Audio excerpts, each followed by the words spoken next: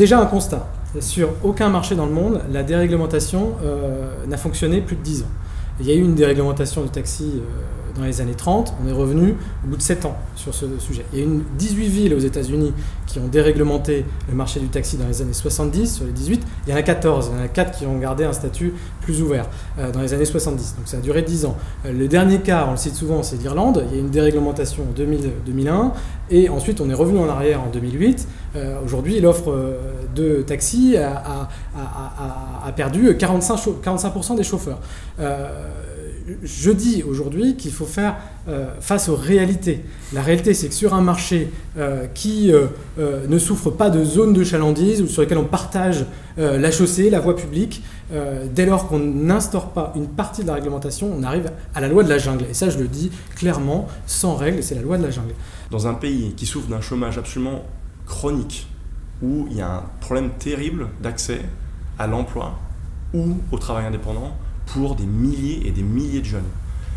On ne peut pas décemment dire que Uber, chauffeur privé, Snapcar, Allocab, la technologie sur smartphone, etc., c'est la loi de la jungle, c'est l'exploitation, etc.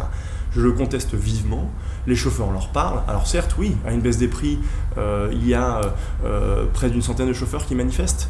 Est-ce que pour autant, ça veut dire que les 5 ou 10 000 autres dans le secteur ne sont pas contents, ne voient pas la demande augmenter, ne pensent pas que leur rentabilité n'a pas été atteinte? L'efficience et la technologie permettent d'être en course plus de minutes par heure et donc de faire baisser les prix pour le consommateur. C'est de la même manière que quand on disait que Ryanair faisait du dumping, mais aujourd'hui Ryanair, quelle personne, ou EasyJet, ou Transavia de Air France, quelle personne aujourd'hui en France peut critiquer le fait que oui, les avions tournent plus et donc ça fait baisser les prix pour le consommateur? Il y a des hommes politiques il y a 5 ou 10 ans qui disaient que c'était du dumping. Aujourd'hui, eux-mêmes et leurs propres enfants utilisent ces transports aériens. Maintenant, la protection sociale, est-ce qu'elle peut être meilleure? Il existe le RSI en France. Les chauffeurs VTC sont affiliés au RSI. Il existe des choses sur la formation. Est-ce qu'on peut faire mieux? Probablement. Est-ce que Uber et les plateformes de VTC peuvent discuter avec des organismes représentatifs de chauffeurs pour améliorer? Évidemment. Est-ce que Uber a engagé des discussions? Oui, avec beaucoup de groupes de chauffeurs, avec les plateformes du secteur. Tout ça est possible.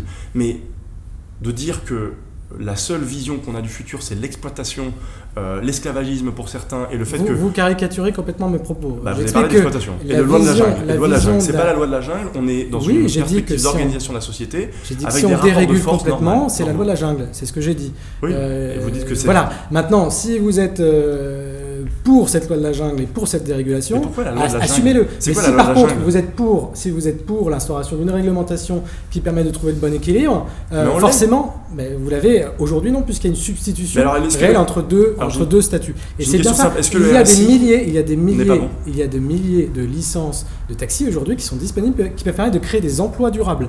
Votre étude, elle montre bien que le chauffeur, il est payé moins de 9 € par mois, donc moins du SMIC. Et aujourd'hui, il faut avoir travaillé plus de 60 heures. Ils sont assez faciles à interpréter quand on a toutes les données du marché. Et quand bien même ça serait le cas si c'était 9 € ou 8 € de l'heure, c'est-à-dire le SMIC.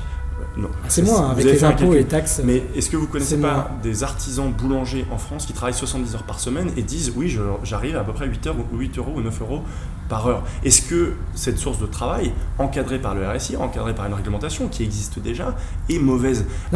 Voilà, c'est très clair. Votre vision, c'est 70 heures par semaine et le SMIC, voire un peu moins. Donc c'est très clair. Moi, je veux bien comme exemple. Non, mais c'est ce que vous venez de dire. Je veux bien, mais à condition que le boulanger puisse faire sa capitalisation. Et l'avantage du système ancien des licences de taxi, je veux bien qu'on le critique, mais il permettait aux chauffeurs de taxi comme aux boulangers de faire sa capitalisation, de revendre son actif et ensuite de repartir sur un actif plus gros.